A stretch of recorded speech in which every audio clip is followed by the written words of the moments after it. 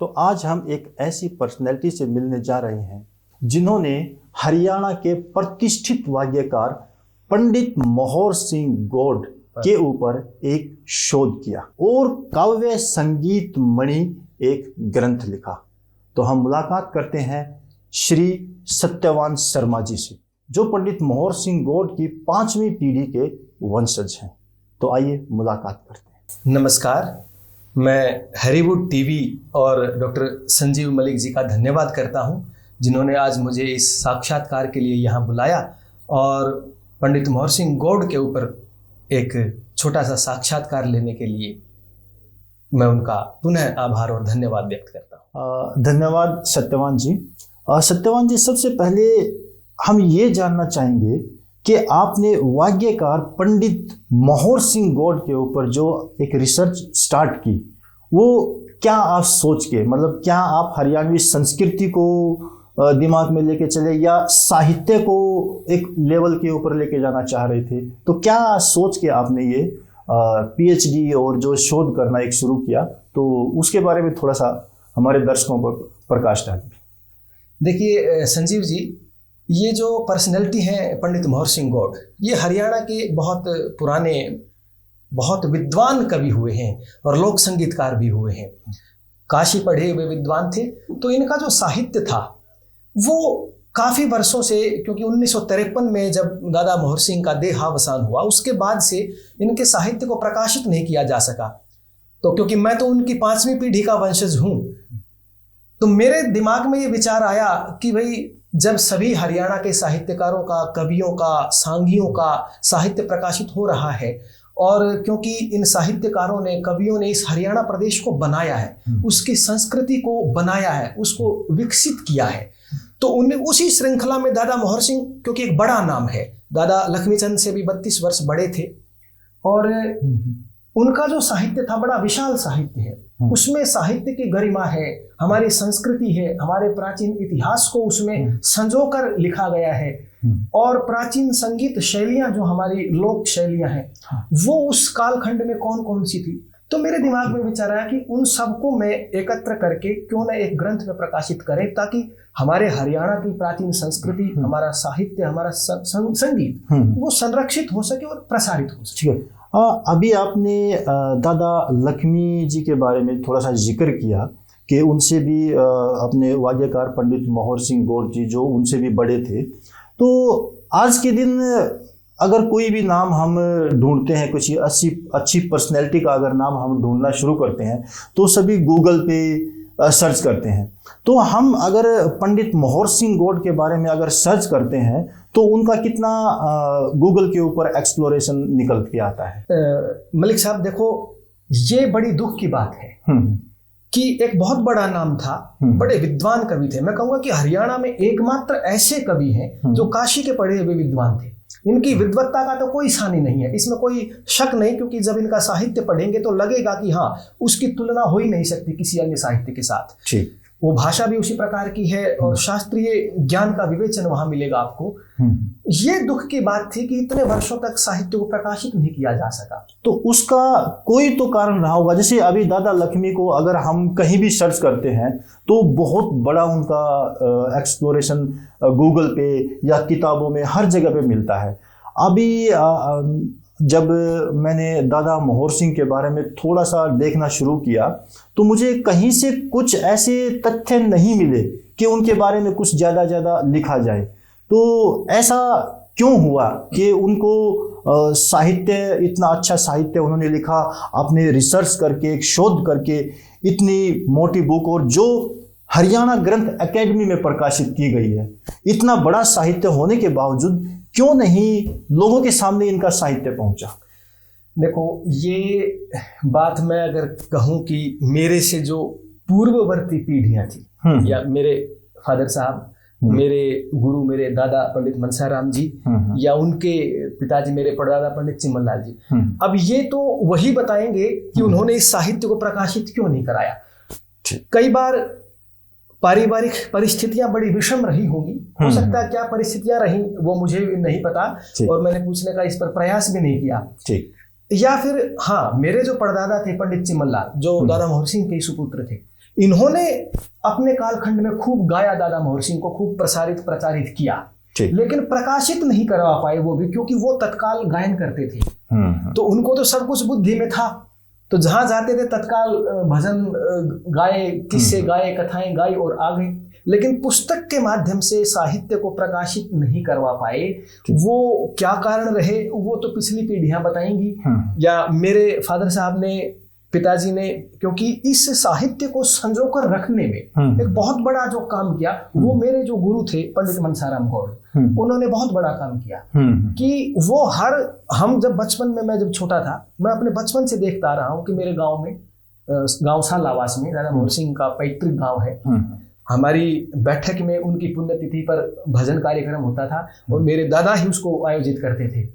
तो उस पूरे साहित्य को बड़ा संभाल के, मैं कहूँगा कि बड़े छाती से चिपका के रखा। बहुत बढ़िया। और वो परंपरा यूं की यूं मेरे पिताजी ने संभाल के रखा। बहुत बढ़िया। तो वो मूल पांडुलिपि जो है पिताजी से मुझे मिल गई, और फिर उस पर क्योंकि मेरा इंटरेस्ट था, क्योंकि उस पीढ़ी में हूं, तो क्योंकि वो साहित्य का भी और संगीत का भी थोड़ा सा, वो कहते हैं खून में आ गई वो चीज। बिल्कुल बिल्कुल। तो फिर क्योंकि मेरी रुचि ज्यादा थी, तो उसको मैंने कलेक्ट करके, एकत्र करके फिर मैंने प्रकाशित किया। कि जब सारे साहित्यकारों का इतना विशाल साहित्य है, हरियाणा बड़ा समृद्ध है साहित्यिक दृष्टिकोण से, तो उस परंपरा में, उस श्रृंखला में एक इतने बड़े व्यक्तित्व को हम कैसे नदारद कर गए, ये दुख तो होता ही है। और ये प्रश्न आपने भी किया, ये मैं जब चंडीगढ़ में था तो वहां भी अधिकारियों ने भी प्रश्न कई बार किया कि आप तक कहां थे, आप इतने बड़ी हस्ती को आपने गुमनाम कर दिया।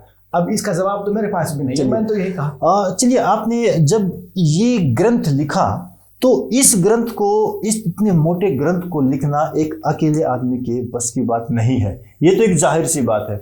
इस ग्रंथ को लिखने के लिए आपने जो जो रिसर्च की, उसमें किन किन लोगों का सहयोग रहा, इसके बारे में जरा दर्शकों के ऊपर थोड़ा सा प्रकाश डालिए। हाँ देखो, सबसे किसी भी हम ग्रंथ को अगर लिखने चलते हैं तो उसमें सबसे पहली बात होती है कि वो साहित्य हमारे पास उपलब्ध होना चाहिए।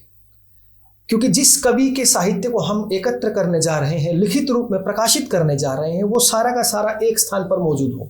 लेकिन वैसा था नहीं, क्योंकि लगभग जो कथाएं थी दादा मोहर सिंह की, ठीक है, उनकी मूल पांडुलिपि मेरे पिताजी के पास थी सारी, और वो क्योंकि बहुत पुराने पेज पड़ गए थे, वो समझ में आते नहीं। टाइपिस्ट को अगर एज इट इज उठा के पकड़ा देते तो कुछ नहीं समझ पाता। और इस कार्य में बहुत अच्छा सहयोग मैं कहूँगा मेरे चाचा जी हैं, राजेश गौड़, मिस्टर राजेश गौड़ मेरे चाचा जी हैं। उन्होंने बहुत अच्छा काम ये किया है। उन्होंने उस पांडुलिपि को स्कैन किया, उसको फिर अपनी गूगल फॉन्ट पे टाइप किया।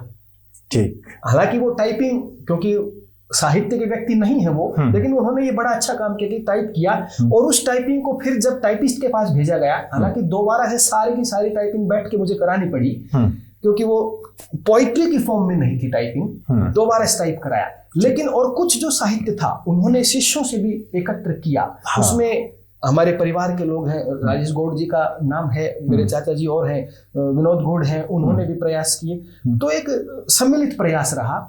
हाँ, वो एकत्र होने के बाद अब सिर्फ एक बात थी कि उस साहित्य पर जो शोध का काम था वो बड़ा भारी काम था, क्योंकि जिस स्तर का विद्वान कवि है उस स्तर की रिसर्च और भाषा का होना बहुत जरूरी था। वो बीड़ा मैंने उठाया, क्योंकि मेरा विषय संस्कृत है, मैंने संस्कृत में ही साहित्य शास्त्र भी पढ़ा है, व्याकरण शास्त्र भी पढ़ा, और संगीत का भी ईश्वर की कृपा से थोड़ा सा पुट था, वो बेसिक था। तो दोनों को मैंने मिलाकर संगीत और साहित्य का साथ साथ विवेचन इस ग्रंथ में किया। ठीक ठीक। तो अभी आपने जो मेन एक चीज आपने बोली कि इसमें आपके चाचा जी और जो परिवार के और भी सदस्य हैं उनका बहुत बड़ा सहयोग रहा। तो एक पारिवारिक सहयोग वो हर किसी के साथ रहता है, लेकिन इन जो वाग्यकार पंडित मोहर सिंह गौड़, इनको कोई लोग जानते नहीं थे। तो बाहर से सरकार की तरफ से या कोई और साहित्यकार है जो इनके लेवल में रहे हैं, तो उन लोगों की तरफ से या कोई उनकी जो कमेटी है उनकी तरफ से भी आपको कुछ सहयोग मिला इसमें? हाँ, ये मलिक साहब क्या हुआ कि 2017 में मैं जब चंडीगढ़ में हरियाणा सरकार में डिपार्टमेंट कल्चरल अफेयर में, कला परिषद में प्रोग्राम ऑफिसर जब मुझे नियुक्त किया गया, तो वहां से मैंने ये प्रयास किया, क्योंकि बहुत वर्ष हो गए, लगभग 70 साल का गैप था कि गांवसाल आवास में इनका स्मृति स्थल है दादा मोहर सिंह का, पंचायती जमीन पर है। पंचायत का निर्माण किया हुआ 1953 में बना था कभी। तो जब परदादा जी पंडित चिमनलाल जी जिंदा थे तो वो तो हर साल उनकी पुण्यतिथि पर कार्यक्रम करते थे, लेकिन उनके जाने के बाद काफी गैप आ गया। ठीक। तो फिर उस परंपरा को जीवंत करने के लिए मैंने बस वो प्रयास किया कि हरियाणा सरकार को अप्रोच किया, हमारे डायरेक्टर साहब को, डिपार्टमेंट कल्चर अफेयर में ACS साहब को, और लिख के भेजा कि ऐसी एक महान हस्ती है, उनकी स्मृति में पुनः वो कार्यक्रम फिर से शुरू कराया जाए। तो हरियाणा कला परिषद ने लगातार 3-4 साल गांवसाल आवास में कार्यक्रम किए इनकी स्मृति में। और फिर जो है मीडिया के माध्यम से या सोशल मीडिया के माध्यम से इसका प्रचार प्रसार हुआ, इनकी रचनाओं को गाया, कलाकारों ने गाया। पहली बार 70 साल के गैप में एक बड़ी समस्या ये आई मेरे सामने कि जब चंडीगढ़ में जब मैंने कलाकारों को बुलाया और इनका साहित्य मैंने रखा कि ये गाना है आपको, तो इनकी पोइट्री को, इनकी कविताओं को, भजनों को पढ़ के कलाकार पीछे हट गए। बोले कि भाई इसको गाएंगे कैसे, बड़ी मुश्किल चीजें हैं, इसको तो गाने के लिए 6 महीने का समय चाहिए हमें। अब मेरे पास समय नहीं था, मेरे पास समय 1 महीने का ही था। तो फिर बड़ी मुश्किल से एक कैथल से सांगी है, आप जानते होंगे, बलबीर शर्मा जी, बड़े अच्छे सांगी हैं, उनको मैंने अप्रोच किया। उन्होंने कहा कि हम करेंगे, कोशिश करेंगे, और इन्हीं के किस्से को एक सांग का रूप देकर के, हल्का सा, हालांकि सांगी नहीं थे लेकिन उसको थोड़ा सा मॉडरेट किया गया और उन्होंने प्रेजेंट किया। तो बलबीर शर्मा जी ने पहली बार उसको गांवसाल आवास में प्रेजेंट किया। उसके बाद फिर और कलाकार आए, साल दर साल, 3-4 साल लगातार हुआ। और अब हर साल, क्योंकि पुस्तक प्रकाशित नहीं हो रही थी, तो क्योंकि समाज के अंदर साहित्य उपलब्ध नहीं था, इसलिए प्रामाणिकता भी नहीं बन पा रही थी। तो सबसे पहला प्रयास मेरा यही था कि पहले पुस्तक को प्रकाशित करा दें, फिर इनकी स्मृति में अच्छे स्तर का कार्यक्रम हम प्रतिवर्ष करने का हमारा विचार है। ठीक। अच्छा, एक चीज और बताइए, जो पंडित मोहर सिंह गौड की जो कविताएं हैं वो किसकी तरफ इशारा करती हैं? मतलब अपनी कविताओं के माध्यम से वो क्या संदेश देना चाह रहे हैं? देखिए, एक बहुत अच्छी बात मैं इनके बारे में बताऊं। हमारे जितने भी हरियाणा में लोक कवि हुए या लोक साहित्यकार, सांगी, गायक हुए, सभी ने इतिहास को गाया, भारतवर्ष के प्राचीन इतिहास को, अलग अलग किस्सों को, महाभारत के, रामायण के या और ऐतिहासिक वृत्तांत गाए उन्होंने, वो इन्होंने भी गाए, पूरी महाभारत को काव्यबद्ध किया। और एक जो बड़ी सबसे यूनिक इनकी बात मुझे देखने में इनके काव्य से प्राप्त होती है, वो ये कि उस कालखंड में जब भारत गुलामी की जंजीरों में जकड़ा हुआ था, सारे सांगी सांग करने में लगे हुए हैं, नाच गाना कर रहे हैं, किसी का यह ध्यान नहीं गया कि क्रांतिकारियों को जागृत भी करना है। देश विभाजन की विभीषिका आपके सामने खड़ी है और आप केवल नाच रहे हो, कूद रहे हो। नहीं, ये जो आप बातें बोल रहे हैं सर, इसमें जो दादा मेहर सिंह के बारे में आपने सुना होगा, वो एक मतलब देशभक्ति के बहुत बड़े विद्वान रहे हैं। तो आप अगर जानोगे तो दादा मेहर सिंह जी की बहुत इन चीजों में बहुत आगे रहे हैं। मैं उसी बात पर अभी आने वाला था कि वो कुछ जो एक मेहर सिंह जी का नाम, क्योंकि फौजी थे, आर्मी में रहे हैं, तो उनका तो जाहिर सी बात रहेगा, तो उन्होंने उस तरह की कविताएं गाई। क्योंकि मेहर सिंह जी शायद आजादी से पूर्व ही परलोक सिधार गए थे, बहुत छोटी उम्र में, वो 26-27 साल की उम्र में, जहां तक मुझे अनुमान है, ज्यादा बड़ी उम्र नहीं थी। 47 के विभाजन के दौर में जब देश विभाजन की विभीषिका थी, तो उस दौर में दादा मोहर सिंह ने उस इतिहास को गाया या उस क्रांतिकारियों को प्रेरित करने वाली कविता को गाया, जो बहुत जरूरी थी। भारत की नारी का महिमा मंडन किया और नारी के माध्यम से शूरवीर क्रांतिकारियों के इतिहास को बताया और जागृत किया। जैसे वो कहते हैं, किसी भी कवि की कविताओं में ये उल्लेख प्राप्त नहीं हुआ कि हम अपने क्रांतिकारियों को अपनी कविता के माध्यम से कहें। और फटकार, आप सोचिए कि समाज में प्रत्यक्ष रूप से जाकर के अपने इतिहास को ही मोड़ दिया, इतिहास की धारा को मोड़ दिया, कि प्राचीन इतिहास से हटके आप तत्काल परिस्थितियों पर गायन करने लग गए। सरदार वल्लभ भाई पटेल को नाम लेकर के समर्थन कर रहे हैं, जिन्ना को बहुत फटकार लगा रहे हैं, नेहरू साहब को फटकार लगा रहे हैं कि ये देश विभाजन को रोकिए, लिखा है। और नारी का जो महिमा मंडन किया, उसमें कहते हैं कि अब उनकी बड़ी अच्छी पंक्ति है कि जन्मे थी ऐसे ऐसे लाल, सुनो हे तुम भारत की नारी, गुरु गोविंद सिंह तेग बहादुर थे थारे ही लाल, और चिड़े हुए पुत्रों की देखो अब तक खड़ी दीवाल, गुरु ना हुए धर्महारी। तो इस तरीके के ये तथ्य आपको कहाँ से प्राप्त हुए? ये इनके कविताओं से। दादा मोहर सिंह ने जो भजन गाए थे ये लिखित में मिल गए, उनके शिष्यों से मिल गए।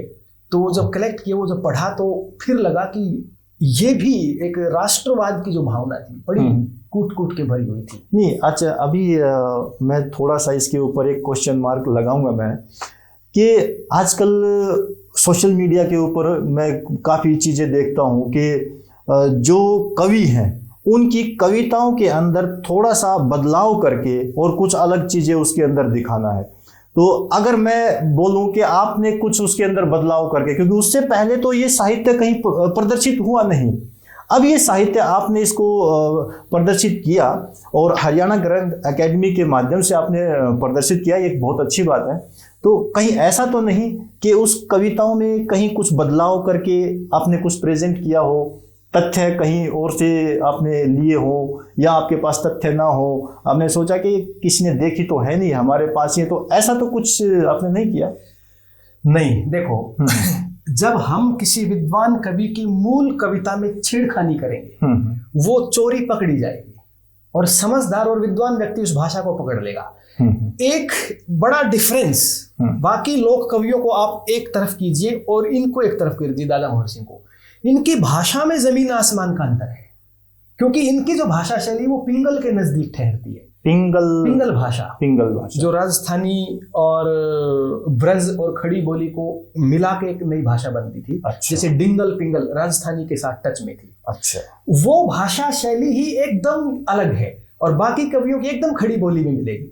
तो आप जरा से भी छेड़खानी करोगे शब्द मैच नहीं करेंगे आपके। दूसरा कारण, दादा मोहर सिंह की कविताएं क्योंकि इनकी हस्तलिखित पांडुलिपि हमारे पास है, इसलिए वो प्रश्न भी खड़ा नहीं हो सकता कि आपने उसमें अपनी कलाकारी कर ली। और ये कलाकारी काव्य के साथ छेड़खानी करना ये मेरे बस की तो बात नहीं, क्योंकि मैं कवि नहीं। ठीक। कविताओं में तो छेड़खानी मैंने कुछ नहीं किया, जैसा एज इट इज शिष्यों से प्राप्त हुआ या पांडुलिपि जो प्राप्त हुई, क्योंकि इनकी खुद की हैंड राइटिंग है। दादा मोहर सिंह की जो पांडुलिपि खुद की हाथ की लिखी हुई है वो उर्दू में लिखी हुई थी, वो मेरे दादाजी ने ट्रांसलेट किया। तो वो जो पांडुलिपि जो लिखी हुई है, तो आपने इस शोध कार्य में क्या हरियाणा मतलब हरियाणा ग्रंथ एकेडमी को प्रकाशित मतलब प्रेजेंट किया था कि इसके बेस के ऊपर हमने सारी कविताएं लिखी? हाँ, वो दिखाई गई थी एक बार। हाँ। उनको हमने डायरेक्टर साहब से भी दिखाई थी और वो मूल पांडुलिपि हमारे पास है। और उसको अभी उसको मैं कोशिश करूंगा कि जो धरोहर हमारी कुरुक्षेत्र में है उसके अंदर उसको न्यास के रूप में रखवाया जाए। बहुत बढ़िया, बहुत बढ़िया। और मैंने उनकी तीनों पांडुलिपियों के प्रमाण के तौर पर इस बुक में मैंने फोटो स्कैन भी लगाया है और ये हिंदी में भी लिखा। और उसके बाद उनकी यहाँ देखिए नीचे ये उर्दू की पांडुलिपि, और ये संस्कृत में भी दादा मोहर सिंह भजन गाते थे। संस्कृत, वो संस्कृत का भी एक भजन हमें मिला, तो वो उन्हीं की हैंड राइटिंग है। ये देखिए, बहुत बढ़िया, बहुत बढ़िया। ये इस साहित्य के बारे में आपने जो एक अचीवमेंट प्राप्त की, तो हरियाणा ग्रंथ एकेडमी की तरफ जब आपने अप्रोच किया तो उनकी तरफ से क्या ऐसे सवाल रहे कि आपको और क्या इसके अंदर ऐड करना चाहिए? कुछ मतलब उनकी तरफ से भी ऐसा कुछ क्वेश्चन रहा कि आपको कुछ और रिसर्च करना चाहिए? हाँ, ये जब बातचीत हुई थी तो उस समय ये था कि भाई दादा मोहर सिंह का जो साहित्य है वो तो चलो उनके भजन रागनी या कविताएं हैं वो तो आप कलेक्ट करके इसमें प्रकाशित कर देंगे, लेकिन उनके बारे में लिखने की बात थी कि पंडित मोहर सिंह के जीवन काल के बारे में, उनकी घटनाओं के बारे में भी लिखना है, तो वो आप रिसर्च पहले करें और फिर उसको प्रकाशित करवाएं। तो वहीं से फिर, क्योंकि दादाजी अभी छोटे वाले दादा मेरे जीवित हैं, पंडित महावीर प्रसाद गौड़ पौत्र है पंडित मोहर सिंह के, तो उनको सारी घटनाएं याद थी। उनसे पूछ करके फिर उस पूरे उनके जीवन काल की घटनाओं को मैंने इसमें निबद्ध कर दिया। ओके। तो आप ऐसा कोई तथ्य आपको मिला कि कहीं पे दादा मोहर सिंह गौड़ का किसी के साथ शास्त्रार्थ हुआ हो? हाँ, ये क्योंकि दादा मोहर सिंह का जो जमाना था वो था ही संगीतमय शास्त्रार्थ का, क्योंकि दादा मोहर सिंह सांगी नहीं थे और सांग ने तो देखना पसंद था इनको, न करना पसंद था। और सांग के ऊपर तो लक्ष्मीचंद जी को डांट भी लगाई इन्होंने लक्ष्मीचंद जी शुरुआत में क्योंकि भजन ही गाते थे, क्योंकि उम्र में बहुत छोटे थे, बच्चे ही थे इनके सामने। तो जब सांग का बेड़ा पंडित लक्ष्मीचंद जी ने बांधा, और जब सांकर ने जो खुद घाघरी पहन के महिला पोशाक में लक्ष्मीचंद जी जब मंचन कर रहे थे, वो जब पता चला दादा मोहर सिंह को, और जब लक्ष्मीचंद जी क्योंकि गाँव कई बार आते थे सालावास में, तो जब आए कुछ पूछने, तो दादा मोहर सिंह ने क्योंकि लक्ष्मीड़ा बोलते थे तो इनको फटकार भी लगाई, बोले कि ये क्या लुगाइयों की घाघरी पहन के नाचने लगे है भाई। तो लक्ष्मीचंद जी क्योंकि सम्मान बहुत करते वो हम तो बच्चे हैं। वो चीज तो अभी जो दादा लक्ष्मी फिल्म आई, उस चीज उसमें भी ये दिखाया गया है कि दादा लक्ष्मी को बहुत फटकार पड़ती थी, चाहे वो घर की तरफ से हो, चाहे समाज की तरफ से हो। बिल्कुल बिल्कुल। तो ये आप सही कह रहे हो। तो दादा मोहर सिंह का क्योंकि वो जो कालखंड था, उसमें जो कवि घराने होते थे, कवियों के अखाड़े होते थे, तो उन आपस में उन कवियों के बीच शास्त्रार्थ तत्काल गायन, ये बड़ी मैं कहूँ कि कठिन विधा है कि आप तत्काल आपको कविता भी बनानी है, फिर उसको संगीत में कंपोज करना है और गाना है, ये बड़ा दुरूह कार्य है। तो इनका तो जमाना ही वही था, बड़े बड़े विद्वानों के साथ शास्त्रार्थ हुआ। जो सबसे प्रसिद्ध शास्त्रार्थ दादा मोहर सिंह का, जिसने इनको ख्याति दी और एक प्रतिष्ठित विद्वान कवियों की श्रेणी में खड़ा किया, वो था 1901 में दादा शंकर दास जी के साथ। शंकर दास जी, और दादा शंकर दास जी जटहोली उत्तर प्रदेश के थे, जिस परंपरा में लक्ष्मीचंद जी हैं उन्हीं की प्रणाली में। अच्छा, हाँ, क्योंकि शंकर दास जी के बारे में ये मतलब प्रचलित था, और हमारे जो दादाजी गांव में बुजुर्ग जो बताते थे हमें कि बाघोत में जहां हमारी कावड़ चढ़ती है शिव के मंदिर पर, वहां बाघोत में प्राचीन काल से ही, मतलब पुराने समय से वहां कवि दंगल लगते रहे, संगीत वाले गायन वादन चलता रहा है। तो शंकर दास जी प्रतिवर्ष बाघोत के मेले में अपना झंडा गाड़ते थे और कवि दंगल की स्थापना करते थे, और चुनौती होती थी कि भाई कोई भी कवि, कोई भी गायक मेरे साथ संगीत का शास्त्रार्थ तत्काल गायन के माध्यम से कर सकता है, छूट है। किसी भी कवि का इतना सामर्थ्य नहीं हुआ कि शंकर दास जी को कोई बीट कर जाए, कभी नहीं। हाँ, गाया, सबने गाया, आपस में तो सारे भाई बंधु ही थे, शास्त्रार्थ कर रहे हैं, तब तक सवाल जाओ, उसके बाद फिर वैसे ही भाईचारा तो सभी में ही था। तो 1901 में दादा मोहर सिंह जी अपने फादर साहब, उनके पिताजी जो पंडित रतिराम जी थे, बड़े उच्च कोटि के तत्काल गायक थे वो, उनके साथ गए हुए थे। तो उम्र क्योंकि उस वक्त 30 साल के करीब रही होगी दादा मोहर सिंह की, 30-31 साल। तो जब ये शास्त्रार्थ का फिर से शंकर दास जी ने जब चुनौती रखी, तो दादा मोहर सिंह जी ने उसे स्वीकार कर लिया, तो भाई मैं आपके साथ गाना चाहता हूँ दादाजी, क्योंकि उम्र में बहुत बड़े थे शंकर दास जी, लगभग 40-42 साल बड़े होंगे दादा मोहर सिंह से। हाँ, बिल्कुल ही बच्चे ही लगा लो आप, 42 साल तो बहुत बड़ी उम्र होती है। और वो शास्त्रार्थ रात भर चला, एक के बाद एक ब्रह्म विषयक वेदांत दर्शन के ऊपर शास्त्रार्थ, और वो विषय भी इतना टफ था जिस पर हर कोई कभी गा नहीं सकता। वेदांत अपने आप में बड़ा मुश्किल विषय है। वेदांत, ब्रह्म और जीव के बारे में आप प्रश्न कर रहे हो, ब्रह्म क्या है, ये बड़े मैं कहूँ कि विकट प्रश्न हैं, शास्त्रों की बातें हैं। इस पर प्रश्न उत्तर चले, शंकर दास जी सवाल करते चले गए, दादा मोहर सिंह जी उत्तर देते चले गए, और सुबह हो गई थी बताते हैं लोग, कोई भी मतलब पीछे हटने का नाम कोई नहीं ले रहा। तो फिर शंकर दास जी ने एक भजन गाया और उसका जवाब दादा मोहर सिंह ने दिया। वो भजन की टेक, और वो भजन लिखा हुआ है इस पुस्तक में भी। शंकर दास जी का वो प्रश्न था कि सैरा कर 10वें द्वार का, दिल रोक अटल बंगले में। इस पर प्रत्युत्तर किया, दादा मोहर सिंह ने जवाब दिया कि भाई बता सैर करनिया कौन है, जब दिल रुका अटल बंगले में। तो थोड़ा सा दर्शकों को समझाइए। मतलब ये एक अध्यात्म परक भजन है कि भाई वो कह रहे हैं कि सैरा कर 10वें द्वार का, 10वां द्वार है, 10वां द्वार जहां पर ब्रह्म से मिलन होता है, उस द्वार की सैर करो, दिल को रोक लो अटल बंगले में, मतलब अपने शरीर के अंदर ही दिल को रोक लो, यानी कि चित्त की वृत्तियों को रोक दो। ठीक। तो इस पर दादा मोहर सिंह ने कहा कि जब दिल ही रुक गया, हृदय बंद ही हो गया, तो सैर करेगा कौन। वेरी गुड, यही उनका उत्तर था। इस पर शंकर दास जी ने बस खड़े होकर उनको आशीर्वाद दिया, क्योंकि बच्चे थे, और फिर उनकी प्रतिष्ठा में उनके पिताजी के नाम से एक भजन गाया कि रतिराम आपके कुल में जन्मे मोहर सिंह विज्ञानी। क्योंकि शंकर दास जी लगभग 75 वर्ष की उम्र में होंगे उस समय जब ये शास्त्रार्थ था, और उनकी एक पंक्ति देखिए, कितने उत्तम कोटि का काव्य है उनका। वो पंक्ति लिख के गए और उस पंक्ति का अर्थ मैं भी नहीं समझ पा रहा हूँ कि शंकर दास जी ने किस अर्थ में वो पंक्ति गाई होगी। पहली उसकी कली की पंक्ति, एक कली क्योंकि याद है लोगों को कि पुरी तजन का वक्त मद नारी,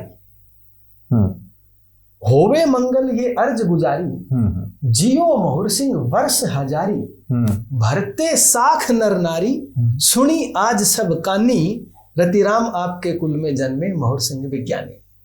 अब इस कली की पहली लाइन आप देखिए, पुरी तजन का वक्त मद नारी, कितने मतलब गूढ़ शब्दों का प्रयोग, गूढ़ शब्दों का, बिल्कुल। पुरी शब्द है और तजन शब्द है, इसका अर्थ क्या लगाया होगा? जहां तक मैंने समझा, पुरी शब्द के दो अर्थ हैं। या तो आप बागोत की जो नगरी है उसको भी पुरी बोल सकते हो, हम अंतपुर या फलानापुर कुछ भी बोलते हैं। पुरी शब्द स्थान विशेष के लिए भी प्रयुक्त, या फिर पुरी शब्द आप अपने शरीर के लिए भी बोल सकते हो, शरीर को भी पुरी कहते हैं वेदांत की भाषा में। अब वो दोनों ही बातें शायद वहां कह रहे होंगे। अब ये तो वही जाने किस संदर्भ में उस शब्द को प्रयोग किया कि वो या तो ये कह रहे थे कि भाई तजन मतलब त्यागने का, जहां तक मैं समझ पाया, क्योंकि पिंगल भाषा के नजदीक शब्द है वो तजन, और क्योंकि शंकरदास जी की भाषा उस जमाने की भाषा है, वो उसी के साथ मैच करती कि मैं पूरी तजन का वक्त, मदनारी मतलब भगवान शंकर शिव के मेले में ही गाते थे, तो भगवान शिव अब वक्त है इस पुरी को त्यागने का। अब कौन सी पुरी त्यागने का आप कह रहे हैं? वो भागवत को या अपने शरीर को, क्योंकि वृद्धावस्था थी। बिल्कुल बिल्कुल। तो बड़ा गूढ़तम शब्दों का प्रयोग है वहां। ये जो शास्त्रार्थ हुआ, और वहां पर उन्होंने फिर दादा मोहर सिंह को मतलब प्रसन्न होकर आशीर्वाद दिया कि भाई विद्वान लड़का है, बोला कि अब यही गाएगा, बोला हमारी जरूरत नहीं आने की। और वो क्योंकि वृद्धावस्था हो गई थी, तो उसके बाद शंकरदास जी ने लगभग भागवत छोड़ ही दिया था। 1908 में शायद 7-8 साल के बाद वो गुजर गए थे। फिर दादा मोहर सिंह ने लगातार गाया 25-30 वर्ष वहां हर साल। फिर तो वो बहुत सारे कवि गए वहां। दादा मोहर सिंह और लक्ष्मीचंद के जो संबंध थे, और ये मैं एक बड़ी अच्छी बात बताऊं आपको इन दोनों के बीच में, ये जो कवि थे लक्ष्मीचंद जी, चंद्रलाल जी, धनपत जी, दीपचंद जी, दादा मोहर सिंह जी, जो भी रहे कवि रहे, ये ऐसे ही महान नहीं हो गए। केवल साहित्य लिखना और गा देना, इससे उतनी महानता मैं नहीं कहूँगा। उनकी कुछ अलग अलग उपलब्धियां बातें हैं, और उनका व्यवहार समाज में किस प्रकार, भाई सत्यनिष्ठ जीवन शैली भी तो होनी चाहिए, और ये बड़ी अच्छी बातें हैं। अब उम्र में तो वैसे दादा मोहर सिंह इनसे बहुत बड़े थे, लक्ष्मीचंद जी से, और जब लक्ष्मीचंद जी ने गाना शुरू किया होगा, 1903 का लगभग जन्म लक्ष्मीचंद जी का, उस समय दादा मोहर सिंह लगभग 32 वर्ष के थे। तो जब इन्होंने गाना शुरू किया हो, तब तक तो दादा मोहर सिंह बहुत कुछ गा के स्थापित कर चुके थे समाज में, संगीत शैलियों को, साहित्य को उनको उनकी अपनी ही शैली रही है गाने की। तो दादा मोहर सिंह ने अपने जीवन के अंतिम समय में लगभग 1947-48 के आसपास, लक्ष्मीचंद जी तो गुजर गए थे, 45 में गुजर गए थे, तो दादा मोहर सिंह ने कथा लिखी अश्वमेध यज्ञ के नाम से, महाभारत की। अच्छा। उसमें भजन लिखे, काव्यबद्ध किया उसे, और उसमें एक उन्होंने भजन लिखा चौकलिया, जिसको हम चौकलिया रागनी बोलते हैं, चौकलिया रागनी, और लक्ष्मीचंद जी ने बहुत गाया इसको, बहुत फेमस किया। तो चौकलिया की शैली में, उस चौकलिया छंद में एक भजन लिखा, और वो भजन भी क्या है कि जहां अर्जुन का शीश काट देता है बब्रुवाहन और उसको उठा ले जाते हैं शीश को, तो भगवान कृष्ण उसको ढूंढते हैं, उस समय की वो बात है। तो वो चौकलिया जब भजन लिखा, उस भजन के ऊपर ब्रैकेट दे करके दादा मोहर सिंह ने यूं लिख रखा है, बहर लक्ष्मी, बहर लक्ष्मी, मतलब कि ये जो छंद मैं लिख रहा हूं, ये छंद मेरा प्रिय छंद नहीं है, ये लक्ष्मीचंद का प्रिय छंद है। अच्छा। अब ये बात बहुत बड़ा प्रमाण है। आज कोई यूं कहे कि चौकलिया रागनी को किसी और ने प्रसिद्ध किया, फेमस किया, नहीं, लक्ष्मीचंद ने उसको फेमस किया। ये बात दादा मोहर सिंह की हाथ की लिखी हुई पांडुलिपि बोल रही है। इसको कैसे हम असत्य बना देंगे? सही बात। कितनी बड़ी बात है। नहीं तो चाहते तो नहीं लिखते, अपना नाम लिख सकते थे, और उम्र में भी बड़े थे लक्ष्मीचंद से, कोई सवाल। एक सत्य का प्रमाण जो मिला वो इन छंद से मिला। मतलब चौकलिया जो छंद था, दादा मोहर सिंह का प्रिय छंद नहीं था ये, क्योंकि उनके जमाने में ये छंद ज्यादा प्रचलन में था भी नहीं। दादा मोहर सिंह तो कोई साहित्य के विद्वान थे, तो विभिन्न छंदों में गाया उन्होंने, त्रिभंगी छंद में बहुत गाया, और वो बड़ा टिपिकल छंद है। उसमें कविता करना भी बड़ा दुरूह कार्य है। तो उनके तो छंद ही अलग थे। लेकिन लक्ष्मीचंद क्योंकि उस जमाने में सॉन्ग करते थे तो चौकड़िया बहुत गाने लग गए थे। तो वो उनको सुना भी उन्होंने, दादा मोहर सिंह ने खूब सुना है। क्योंकि हालांकि चौकलिया जो छंद था वो बहुत प्राचीन काल से है, 1860 के आसपास रतन सेन में भी रागनी हैं, चौकलिया मिलेंगी वहाँ हैं।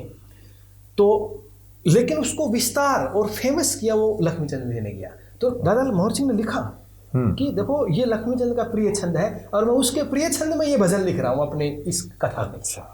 ठीक ठीक, ये सत्यनिष्ठा आप देखिए इनकी, बिल्कुल, मतलब बड़ी बातें हैं। किसी की जो सत्य बात है उसको अपने नाम से लिखना ये बहुत घटिया बात है। बिल्कुल। लेकिन ये बड़े लोग थे वास्तव में, इसलिए ये बड़े रहे और महान रहे। बिल्कुल बिल्कुल। तो ये काव्य संगीत मणि में दादा मोहर सिंह गौड़ जी की कितनी कविताएं आपने प्रकाशित की हैं? लगभग 1000 के करीब इनकी कविताएं हैं इसमें।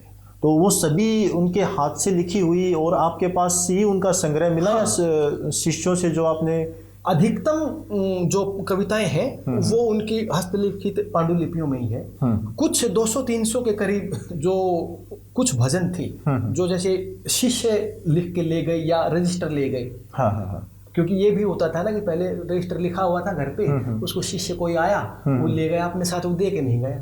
ठीक। तो अब वो मिलाते। अब इनके कितने शिष्य रहे हैं पंडित मोहर सिंह गौड़ जी के? लंबी परंपरा है, लंबी परंपरा, सबका नाम इसमें लिखा भी हुआ है। हाँ, एक अंदाजा है कि 10, 20, 50, मतलब एक थोड़ा सा एक अनुमान। हाँ, जैसे अब इनके ही जो मैं इनसे अगर इनके परिवार से बाहर की बात करूँ, मोहर सिंह के परिवार से बाहर के जो शिष्य परंपरा में राजस्थान में खरखड़ा है, खरखड़ा गांव है, राजस्थान में पड़ता है, शायद अलवर डिस्ट्रिक्ट में पड़ता है या झुंझुनू में पड़ता है, मुझे एग्जैक्ट पता नहीं। हाँ, उसके बारे में वहाँ पर बहुत सारे शिष्य रहे हैं। 32 एक उस जमाने में एक टर्म प्रचलित थी। राजस्थान नारनौल के जो बॉर्डर लाइन के जो गाँव थे, 32 गाँवों का एक समूह था जिसमें नारनौल, गोड़वा और महेंद्रगढ़ का वो हिस्सा, राजस्थान का खरखड़ा, जयपुर, पांवटा, सूरजगढ़, ये सारे समूह था। तो 32 कहा जाता था उसे।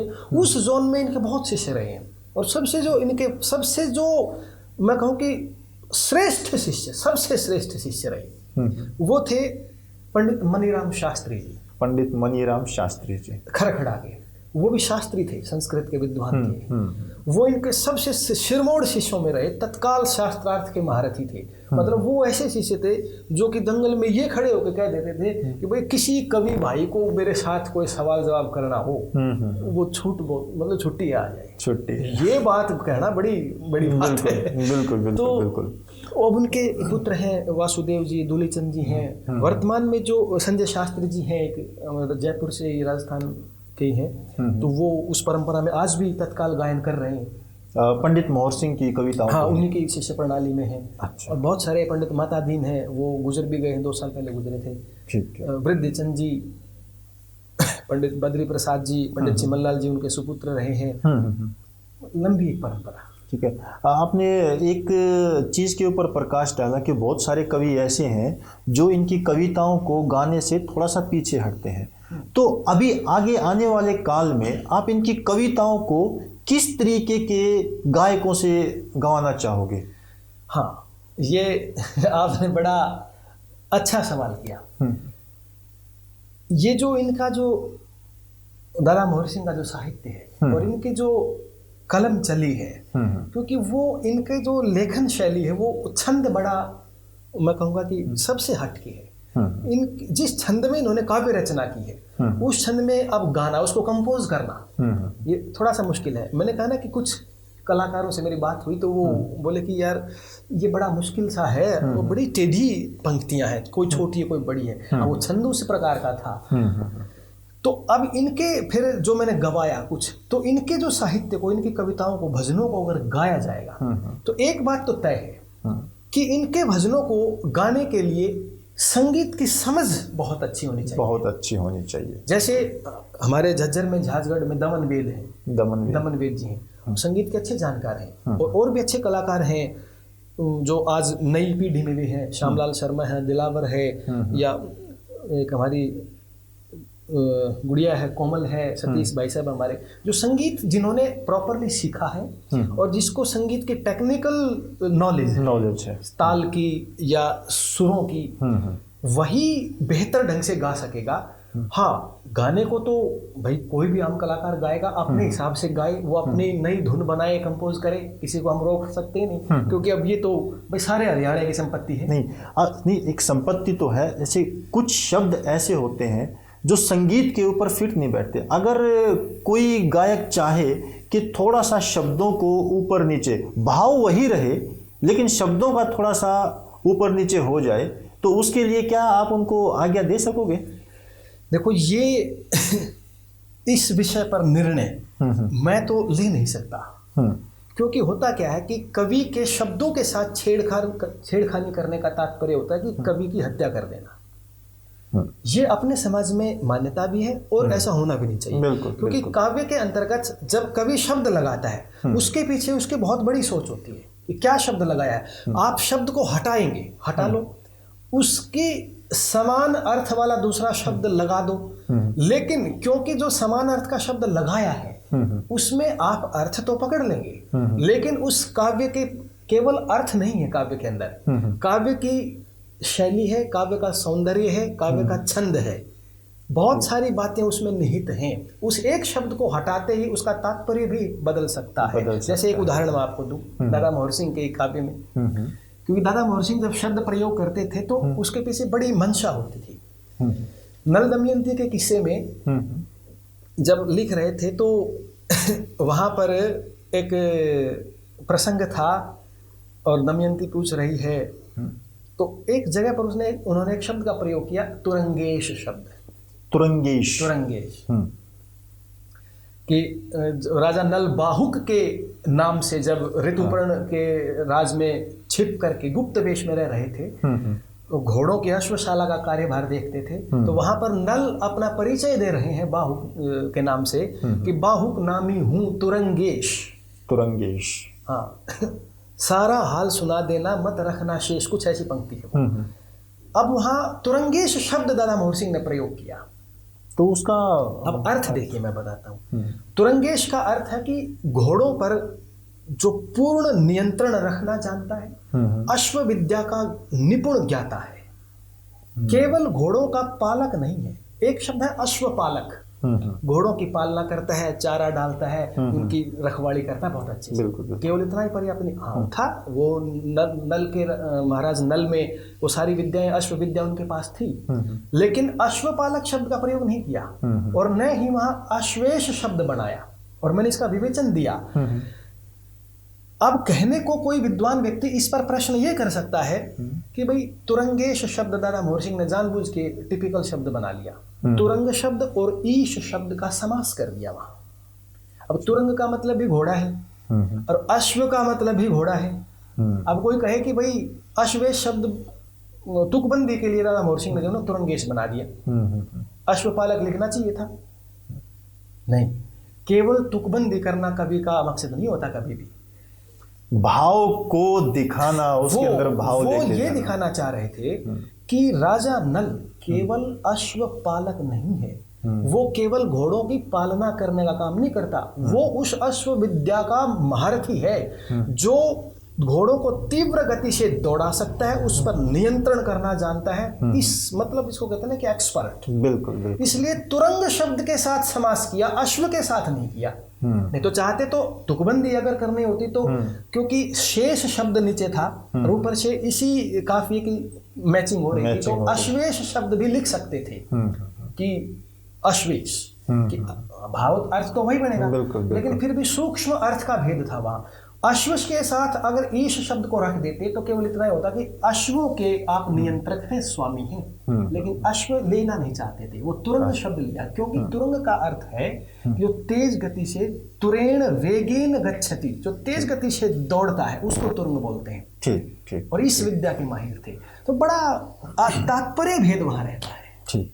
तो अभी आगे आने वाले समय में आप किस तरीके से सोच रहे हैं कि इनकी कविताओं को कैसे प्रेजेंट किया जाए और किस तरीके से एक्सप्लोर करना चाहेंगे समाज में इनकी कविताओं को, या इनके जीवन काल की जो बातें हैं उन चीज़ों को कैसे कैसे आप आगे